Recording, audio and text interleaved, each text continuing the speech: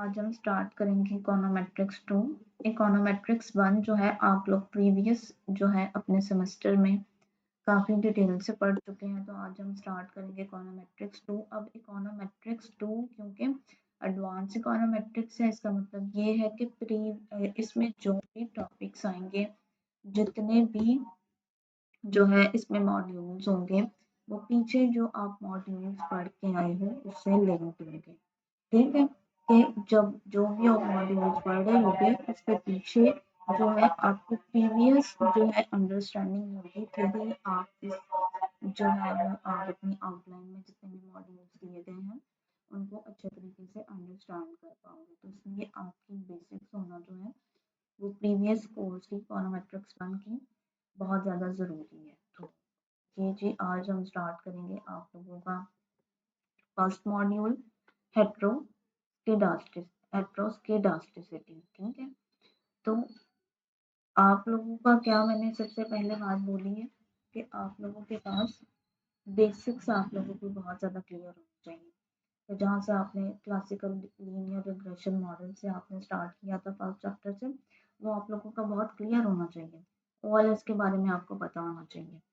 तो आज हम सबसे पहला जो टॉपिक हम स्टार्ट करेंगे, मीनिंग ऑफ हेट्रोस्केडास्टिसिटी से हम स्टार्ट करेंगे।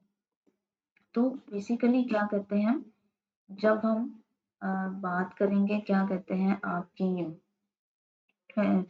जब हम बात करेंगे हेट्रोस्केडास्टिसिटी की, तो बेसिकली जब हम रिग्रेशन रन करते हैं तो हमने क्लासिकल लीनियर रिग्रेशन मॉडल के बारे में पढ़ा और हमने कहा कि क्या कहते हैं कि क्लासिकल लीनियर रिग्रेशन मॉडल में और ओएलएस जो है उसके एस्टिमेटर्स ब्लू तब होंगे जब वो सर्टन अजम्पशन जो है वो सेटिस्फाई करेगा हमारा डाटा।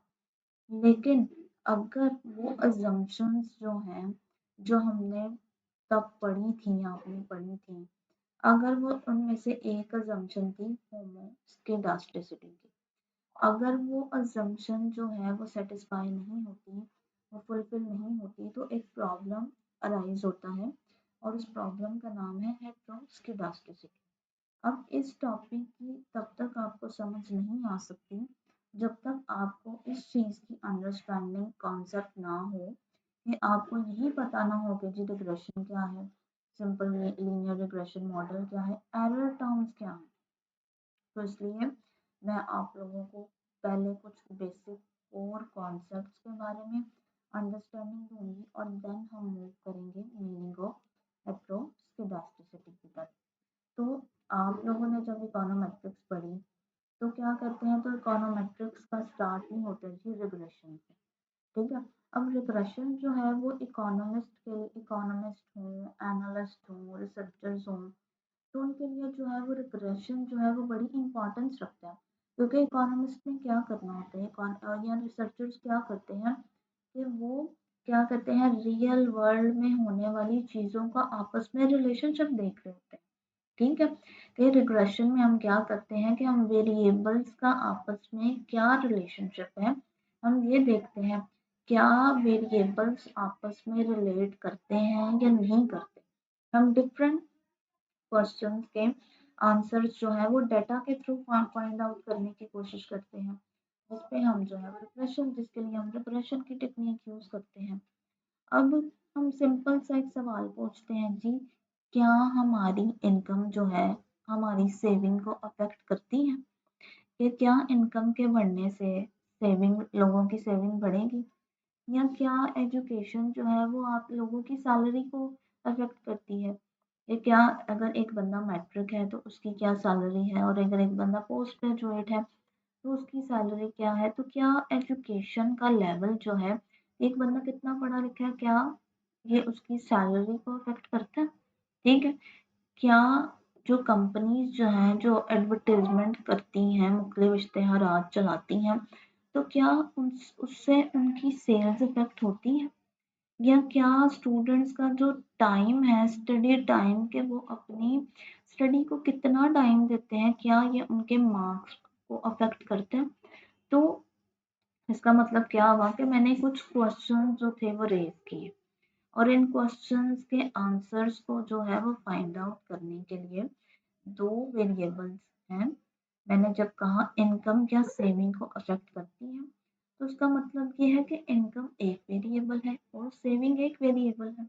और यहाँ पे मैंने एक क्वेश्चन रेज किया कि क्या ये दोनों एक दूसरे को अफेक्ट करते हैं, इसका मतलब मैं इन दोनों के दरमियान के क्या रिलेशनशिप एग्जिस्ट करता है या नहीं करता, अगर करता है तो किस तरह का रिलेशनशिप एग्जिस्ट करता है, मैं तो इसको फाइंड आउट करने की कोशिश कर रही हूँ।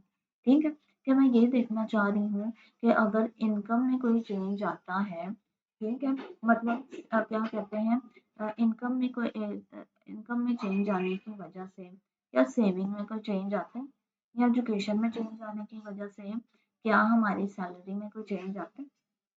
तो बेसिकली इन सारे क्वेश्चंस को आंसर्स करने के लिए हम एक स्टैटिस्टिकल टूल यूज करते हैं जिसका नाम है रिग्रेशन। ठीक हो गया। अब रिग्रेशन क्या है? रिग्रेशन बेसिकली एक स्टैटिस्टिकल मेथड है जिसका यूज किया जाता है दो या दो से ज्यादा वेरिएबल्स का आपस में रिलेशनशिप देखने के लिए। अब हम रिलेशनशिप ये हमें क्यों देखना क्यों जरूरी होता है? अब ये रिलेशनशिप हमें देखना इसलिए ज़रूरी होता है कि एक वेरिएबल जो है वो दूसरे वेरिएबल को कितना अफेक्ट करता है, कि किस तरह से अफेक्ट करता है। अगर स्टडी आवर्स को इंक्रीज किया जाए तो क्या मार्क्स बढ़ेंगे? अगर इनकम को इंक्रीज किया जाए तो क्या सेविंग बढ़ जाएगी? अगर एडवर्टाइजमेंट को इंक्रीज किया जाए तो क्या सेल्स बढ़ जाएगी? तो रिग्रेशन जो है बेसिकली हमें इन रिलेशनशिप्स को जो है वो न्यूमेरिकली मेजर करने में जो हेल्प करता है कि अगर 1 घंटा स्टडी आवर इंक्रीज करेंगे तो उससे कितने मार्क्स बढ़ने के चांसेस हैं। तो जब हम एक रिलेशनशिप की बात करते हैं तो रिग्रेशन एक स्टैटिस्टिकल टूल है जो हमें उस रिलेशनशिप को न्यूमेरिकली नंबर्स में मेजर करने में हेल्प। ठीक है, the regression is a method used to study the relationship between two or more variables। अब मैंने आपको रिग्रेशन को डिटेल से बता दिया। अब हम देखेंगे सिंपल लीनियर रिग्रेशन। अब जो रिग्रेशन का जो सबसे बेसिक मॉडल है उसे हम सिंपल लीनियर रिग्रेशन मॉडल कहते हैं। ठीक है, अब हम इस इक्वेशन को क्या कहते हैं, लीनियर का मतलब ये है कि यहाँ पे हमारा y जो है, हमारा जो राइट साइड पे होता है, हमारा जो लेफ्ट साइड पे वेरिएबल होता है वो होता है हमारा डिपेंडेंट वेरिएबल। और जो वेरिएबल्स एक या एक से ज्यादा वेरिएबल जो हमारे राइट साइड पे होते हैं वो होते हैं हमारे इंडिपेंडेंट वेरिएबल्स। अगर तो हमारा इंडिपेंडेंट वेरिएबल की पावर जो है वो 1 है, यहाँ पे स्क्वायर नहीं है, तो x का मतलब x की पावर 1 है, तो इसका मतलब ये है कि हमारा linear regression model, simple linear regression model, कि हमारे पास सिर्फ एक इंडिपेंडेंट वेरिएबल है और एक डिपेंडेंट वेरिएबल तो एक ही होगा, लेकिन हमारे पास इंडिपेंडेंट वेरिएबल भी एक ही है, तो ये हमारा सिंपल लीनियर रिग्रेशन मॉडल। अब सबसे पहले हम देखेंगे कि y1 को देखेंगे। अब y जो है वो बेसिकली हमारा डिपेंडेंट वेरिएबल है। हम सिंपल लीनियर रिग्रेशन मॉडल की जो इक्वेशन है अब हम उसको अच्छे तरीके से अंडरस्टैंड करेंगे। ठीक है, तो हमारी जो सिंपल लीनियर रिग्रेशन मॉडल के जो लेफ्ट साइड पे जो हमारा वेरिएबल है आता है उसको हम डिपेंडेंट वेरिएबल कहते हैं। अब ये वेरिएबल है, ये वो वाला वेरिएबल है होता है जिससे हम एक्सप्लेन या प्रिडिक्ट करना चाहते हैं। This is the variable we want to explain और प्रिडिक्ट, कि इसकी वैल्यू जो है हम प्रिडिक्ट करना चाहते हैं एक सिंपल लीनियर रिग्रेशन मॉडल के स्टैटिस्टिकल टूल को यूज करके। ठीक है, कि इसको एग्जांपल से समझें कि अगर आप सेविंग बिहेवियर को जो है वो स्टडी करना चाहते हैं, ठीक है, कि इनकम हम अज्यूम कर लेते हैं कि आप चेंज स्टडी करना चाहते हैं सेविंग के बिहेवियर को, कि इनकम के बढ़ने से सेविंग किस तरह से बिहेव करती है, तो हम कहेंगे कि हमारा जो डिपेंडेंट वेरिएबल है वो सेविंग है। ठीक है, अगर तो आप किसी कंपनी की सेल्स की परफॉर्मेंस को देखना चाहते हैं कि डिफरेंट फैक्टर्स के और तो हम कहेंगे एक्स के बढ़ने से हमारी सेल्स कितनी बढ़ेगी, तो इसका मतलब हमारा डिपेंडेंट वेरिएबल जो है यहाँ पे सेल्स परफॉर्मेंस होगा। और अगर हम स्टूडेंट्स की परफॉर्मेंस को देखना चाहते हैं, ठीक है, ये डिफरेंट फैक्टर्स की वजह से स्टूडेंट्स की परफॉर्मेंस पे क्या इम्पैक्ट आएगा, तो यहाँ पे हमारा डिपेंडेंट वेरिएबल जो है वो स्टूडेंट की परफॉर्मेंस जिसको हम मार्क्स पे मेजर करते हैं वो वेरिएबल। तो इसका मतलब y जो हमारा डिपेंडेंट वेरिएबल है ये दूसरे फैक्टर्स पे डिपेंड है, ठीक है, और इसको बेसिकली इसकी वैल्यू जो है वो हम दूसरे फैक्टर्स की बेस पे प्रिडिक्ट करना चाहते हैं, ये दूसरे फैक्टर्स के चेंज होने की वजह से किस तरह से रिस्पॉन्ड करता है, तो इसलिए y जो है हमारा डिपेंडेंट वेरिएबल है क्योंकि ये दूसरे फैक्टर्स पे डिपेंड करता है। अब नेक्स्ट है जी हमारा इंडिपेंडेंट वेरिएबल, ठीक है। अब x जो है जो वेरिएबल हमारा राइट साइड पे होता है, इक्वेशन के राइट साइड पे होता है इक्वल टू के साइन पे, उसे हम इंडिपेंडेंट वेरिएबल। अब जो हमारा इंडिपेंडेंट वेरिएबल होता है वो डिपेंडेंट वेरिएबल में आने वाले चेंजेस को एक्सप्लेन कर, ठीक है, ये हमने क्या दिया, ये हमारा डिपेंडेंट वेरिएबल है, ये हमारा इंडिपेंडेंट वेरिएबल है। अब जो हमारा इंडिपेंडेंट वेरिएबल है वो डिपेंडेंट में आने वाले चेंज को एक्सप्लेन कर, अब हम कह देते हैं जी y हमारी सेविंग है और x हमारा जी क्या कहते हैं इनकम है, तो उसका मतलब ये होगा कि इनकम जो है वो एक्सप्लेन करेगी सेविंग को, YS हमारी सेविंग है और X हमारी इनकम है। अब हमारी इनकम जो है वो एक्सप्लेन करेगी सेविंग को कि इनकम में चेंज आने की वजह से सेविंग में कितना चेंज आया। अगर Y हमारा क्या कहते हैं एजुकेशन है, नहीं, अगर हमारा y जो है वो सैलरी है और हमारा इंडिपेंडेंट वेरिएबल जो है वो एजुकेशन है, ठीक है, तो हम देखेंगे कि एजुकेशन में चेंज आने की वजह से हमारा y में या डिपेंडेंट वेरिएबल में कितना चेंज आया। अगर हमारा इंडिपेंडेंट वेरिएबल x जो है वो क्या कहते हैं स्टडी आवर्स है, एक बच्चा जो है कितने घंटे पढ़ता है, तो स्टडी आवर्स एक्सप्लेन करेंगे कि क्या कहते हैं स्टडी आवर्स एक्सप्लेन करेंगे एग्जामिनेशन के मार्क्स को, कि एक बच्चा कितने घंटे पढ़ता था, एग्जाम्स का स्टडी आवर्स का और मार्क्स का रिलेशनशिप एक्सप्लेन करेंगे। तो एक्स वो फैक्टर है जो डिपेंडेंट वेरिएबल को एक्सप्लेन करता है या इन्फ्लुएंस करता है। अब हम देखेंगे कि बीटा वन की वैल्यू हमें क्या बताती है। बीटा वन जो होता है बेसिकली इंटरसेप्ट होता है और इंटरसेप्ट होता जो है वो बेसिकली रिप्रेजेंट करता है y की वैल्यू। इंटरसेप्ट बीटा वन जिसे हम इंटरसेप्ट कहते हैं वो रिप्रेजेंट करता है y की वैल्यू को, जब हमारे इंडिपेंडेंट वेरिएबल की वैल्यू जो है वो जीरो है, ठीक है। फिर जब इंडिपेंडेंट वेरिएबल की वैल्यू जीरो हो गई तो बीटा टू, तो ये वाली टर्म तो ऑटोमेटिकली जीरो हो गई, तो बीटा वन हमें बताता है y की वैल्यू जब x की वैल्यू जीरो होगी, ठीक है। कि सपोज हम अपने मॉडल में जो है वो स्टडी आवर्स को और मार्क्स को जो है वो का रिलेशनशिप देखना चाह रहे हैं। अगर हमारे y शो करते हैं जी हमारे मार्क्स को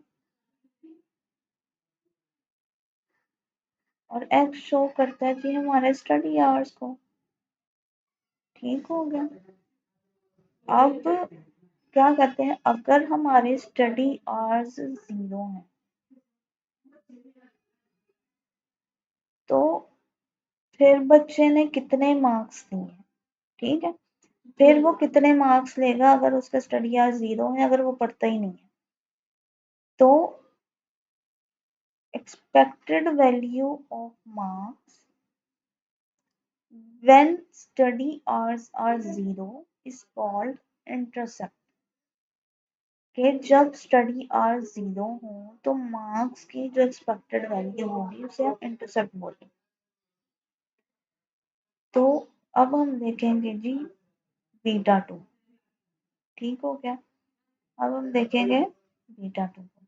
अब बीटा टू जो है वो रिग्रेशन इक्वेशन का सबसे इम्पोर्टेंट पार्ट होता है। बीटा 2, ठीक है, क्योंकि इससे हम स्लोप v कहते हैं, ठीक है, क्योंकि स्लोप हमें ये बताती है कि अगर x एक यूनिट चेंज हुआ है तो y में कितना चेंज आएगा, ठीक है, कि how much y changes when x changes by 1 unit, कि x में 1 यूनिट का चेंज आने की वजह से y में कितने यूनिट का चेंज आएगा, कि अगर 1 घंटा स्टडी आवर बढ़ाने की वजह से बच्चे के मार्क्स कितने बढ़ेंगे, ठीक है। सपोज करते हैं कि हमारी रिग्रेशन इक्वेशन है जी, हम सपोज कर रहे हैं यहाँ पे हमारे मार्क्स हैं, इंटरसेप्ट जी 20 है, कि अगर बच्चा जी 0 आवर्स पढ़ता है तो उसके 20 नंबर आएंगे, ठीक है। बीटा 5 की वैल्यू है, बीटा 2 की वैल्यू है 5, ठीक है, बीटा 2, और ये यहाँ पर जी हमारे स्टडी आवर्स, ये है जी हमारी रिग्रेशन इक्वेशन। अब यहाँ पे 20 जो है वो इंटरसेप्ट को शो करता है, 5 जो है हमारी स्लोप को शो करता है, ठीक है। अब इसका मतलब हमें समझने की जरूरत है कि अगर 1 घंटा every extra hours of study increases marks bye 5 points, कि अगर बच्चा 1 घंटा स्टडी आवर अपना बढ़ाएगा तो उससे उसके 5 नंबर बढ़ेंगे, अगर वो 1 घंटा पढ़ता है तो उसके 25 मार्क्स आ जाएंगे, अगर वो 2 घंटे पढ़ता है तो उसके कितने मार्क्स आ जाएंगे, उसके 30 मार्क्स आ जाएंगे, अगर वो 3 घंटे पढ़ता है तो उसके 35 आ जाएंगे, अगर वो 4 घंटे पढ़ता है तो ये रिग्रेशन इक्वेशन प्रिडिक्ट कर रही है कि उसके 40 नंबर आएंगे। तो ये है जी इफेक्ट स्टडी आवर्स का मार्क्स पे, ठीक है, और इसलिए जो है वो रिग्रेशन इक्वेशन जो है वो इसलिए जो है वो बीटा 2 या स्लोप जो है उसकी बड़ी इंपॉर्टेंस है हमारी रिग्रेशन इक्वेशन में, ठीक है। अब नेक्स्ट वीडियो में हम देखेंगे कि एरर टर्म, ये वाला पार्ट जो है इसका क्या मतलब है। तो अब हम देखेंगे जी अपने linear simple linear regression model का सबसे ज़्यादा इम्पोर्टेंट पार्ट, जिसको जी कहा जाता है जी एरर टर्म।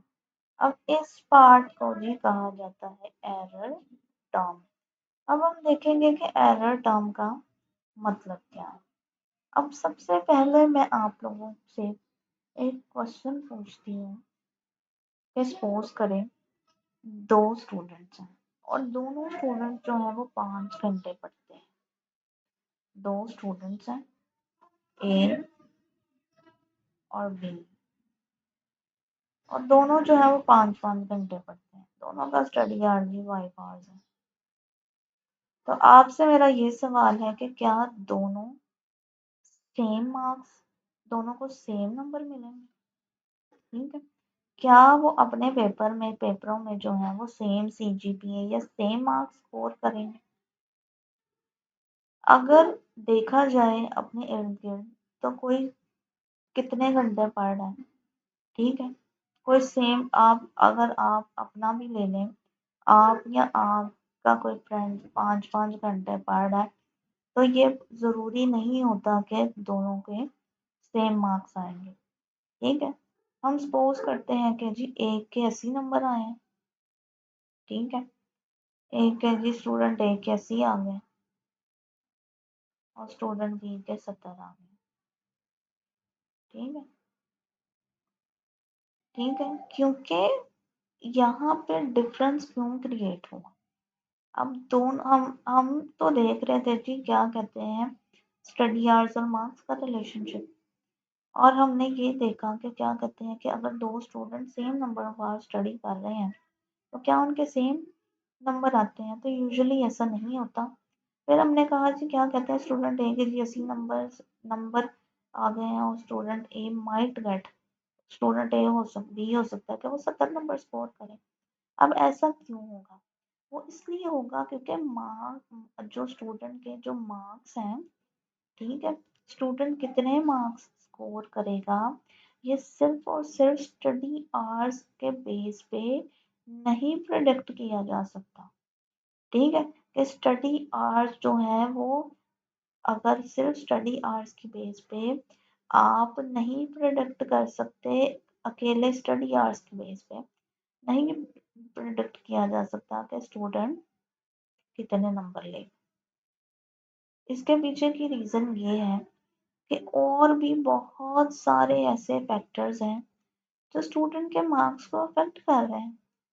ठीक है, और भी बहुत से फैक्टर्स हैं जो स्टूडेंट के मार्क्स को अफेक्ट कर रहे हैं। ठीक है, अब इसमें कुछ फैक्टर्स आ जाएंगे कि स्टूडेंट्स का जो आईक्यू का लेवल होता है ना, वो भी स्टूडेंट्स की एजुकेशनल परफॉर्मेंस को बहुत अफेक्ट करता है। फिर स्टूडेंट्स की हेल्थ जो होती है वो भी बहुत ज़्यादा एक इम्पॉर्टेंट फैक्टर है।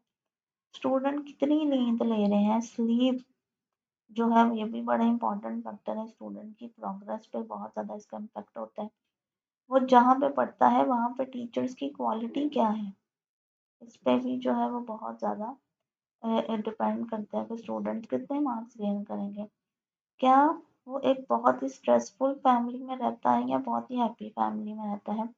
तो फैमिली का जो स्ट्रेस है, फैमिली स्ट्रेस, इस पर भी जो स्टूडेंट्स के मार्क्स जो हैं, ये वाला फैक्टर भी स्टूडेंट्स की परफॉर्मेंस को अफेक्ट करेगा। और वो कितना मोटिवेटेड है, कितना मोटिवेटेड है, क्या उसके गोल्स हैं, क्या वो अपनी लाइफ में अचीव करना चाहता है। तो ये सारे फैक्टर्स जो हैं वो स्टूडेंट के मार्क्स को अफेक्ट करेंगे।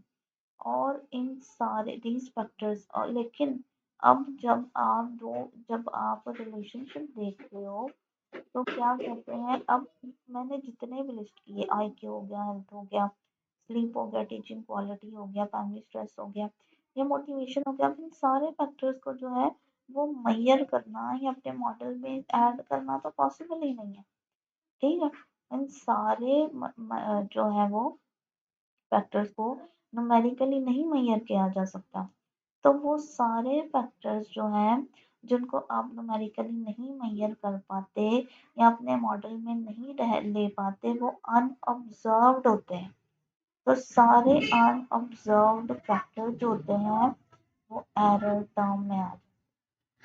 ठीक है, कि वो सारे फैक्टर्स जो वाई को अफेक्ट करते हैं वो किस में आ जाते हैं, वो एरर टर्म में आ जाते हैं। वो आ जाते हैं जी other factors affecting error term. कि वो सारे फैक्टर्स जो वाई को अफेक्ट करते हैं वो एरर टर्म में आ जाते हैं। अब एरर टर्म जो है वो हर चीज रिप्रेजेंट करती है जो वाई को अफेक्ट करती है। ठीक है, और वो रिग्रेशन मॉडल में ऐड नहीं हो पाई एज अ इंडिपेंडेंट वेरिएबल।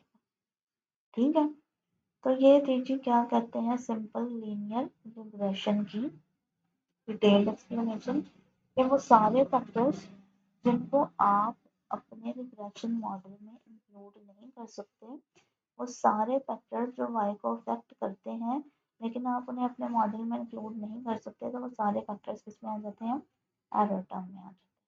तो ये है क्या कहते हैं आपके सिंपल लीनियर रिग्रेशन मॉडल की डिटेल्ड एक्सप्लेनेशन। ये बेसिक्स हैं जो मैं पहले आपको क्लियर करवाऊंगी और देन हम अपने टॉपिक की तरफ मूव करेंगे।